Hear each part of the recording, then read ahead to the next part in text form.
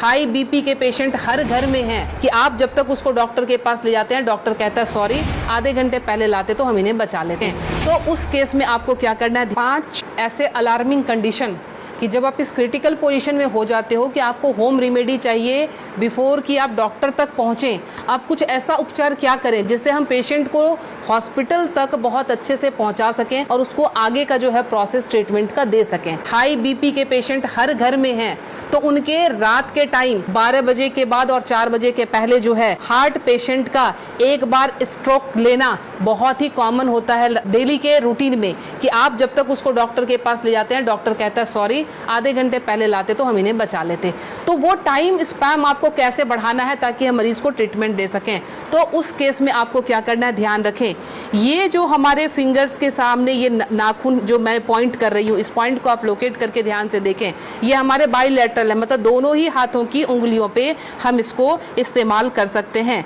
जब भी आपको लगे कि कोई पेशेंट बिल्कुल उसका जो है बीपी बहुत हाई चला गया है और आपको डॉक्टर तक जाने के पहले अगर उसको स्ट्रोक ना आ जाए, लाइफ उसकी खत्म होने से बचाने के लिए आपको सिंपली क्या करना है, आप कोई भी पिन ले लेंगे।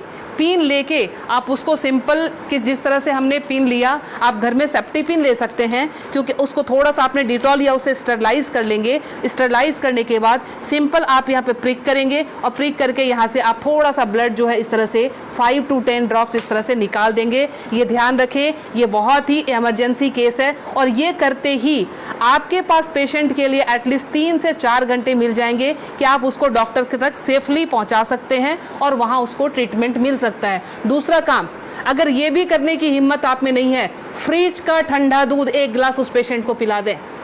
ठंडा दूध पिलाते ही आपके पास ड्यूरेशन बढ़ जाएगी, आप 2 घंटे तक हॉस्पिटल के अंदर उनको लेके आप जा सकते हैं। ध्यान रखें। दूसरी हमारी अलार्मिंग कंडीशन जो होती है वो होती है एसिडिटी की।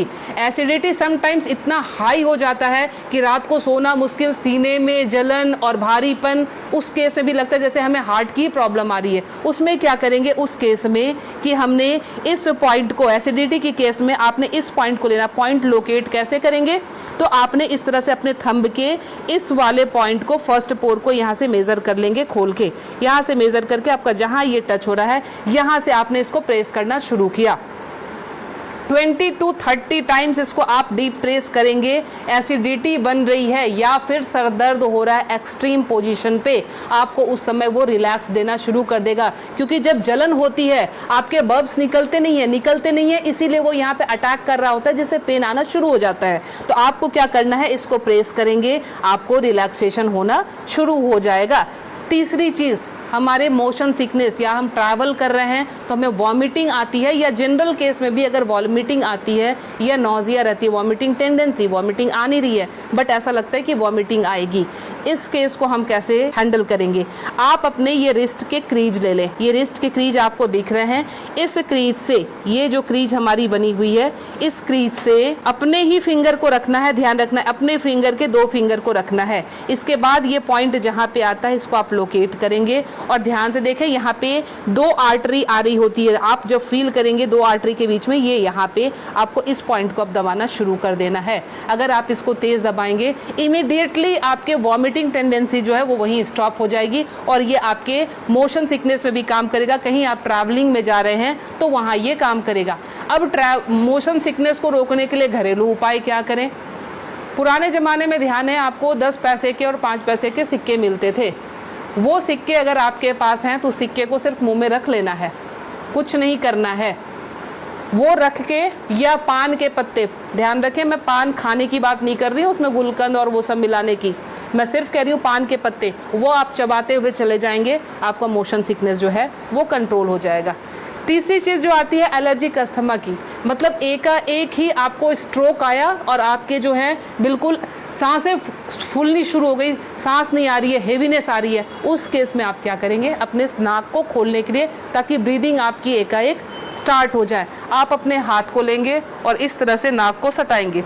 नाक की टिप जो है हाथ के जिस पार्ट को टच कर रही है उसको दबाना शुरू करेंगे और ये बहुत पेनफुल होता है, ध्यान रखें। आप अपने आप भी इसको दबा नहीं पाएंगे, बहुत ज़्यादा पेन होता है। हमने पेशेंट को ऐसे किया, ये टिप जहाँ पे आया, और ये 90% पेशेंट को ये पेनफुल वैसे भी होता है। आप उठा लीजिए, अब ये यहाँ पे इनका टच हुआ था, ये जब हम दबाएंगे 90% पेशेंट को वैसे भी, क्योंकि हल्के हल्के एलर्जी की प्रॉब्लम इन दिनों महामारी के बाद लंग्स सबके वीक हुए हैं, तो सबके जो है ये प्रॉब्लम रहती ही रहती है।